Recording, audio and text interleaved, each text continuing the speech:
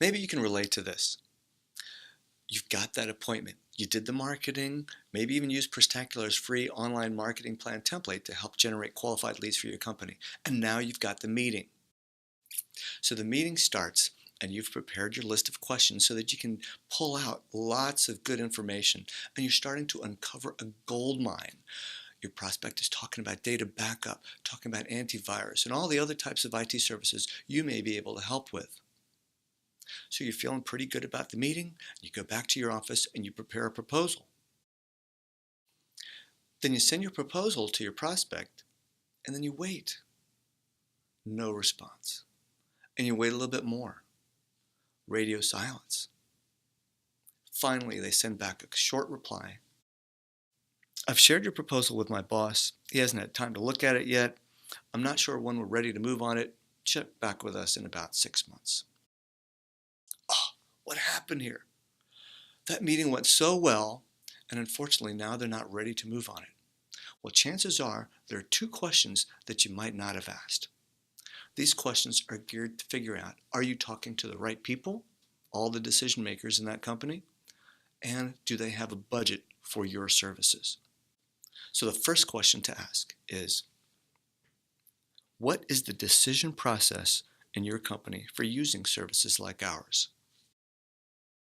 Now, if their response is, I'll have to check with my boss to make sure that this is okay with him or her, you know that you're not talking to the decision maker. You know that there are other people that need to get into that meeting.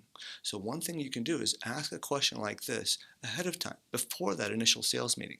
And the really nice thing about this question is that it's phrased in such a way that you don't offend anybody. You're just asking about the decision process. You're not saying, oh, you're not the decision maker in there. I don't really want to talk to you. Get somebody else in. Asking this question gives you the opportunity to say a follow-up like, hey, should we be bringing in those other people to just talk about it so that we have a more in-depth discussion?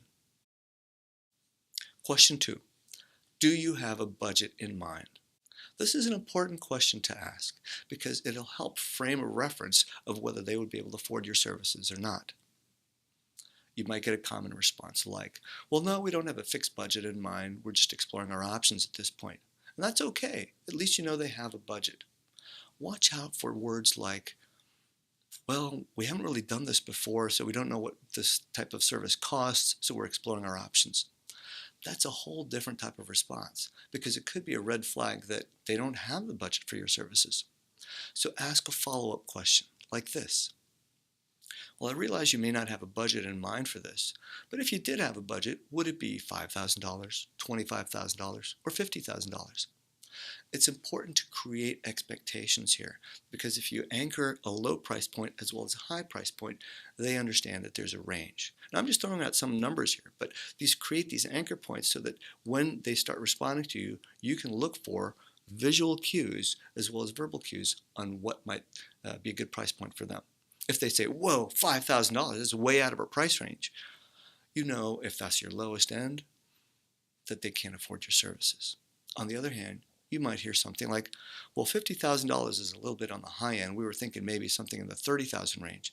Well, at least you've created that expectation and you know what to come back with in your proposal. So memorize these 2 questions. They're very important and will help you determine if you're talking to the right person in the organization that can buy your services as well as a company that can afford them. There are many other questions you can ask to help uncover different opportunities with the prospects that you speak with. To find out, we have a free guide you can use. Go to prostacular.com, click on resources, and look for the guide called How to Start a Sales Call. For more information about how Prostacular can help you grow your IT business, visit prostacular.com and click on the green button that says Request a Demo.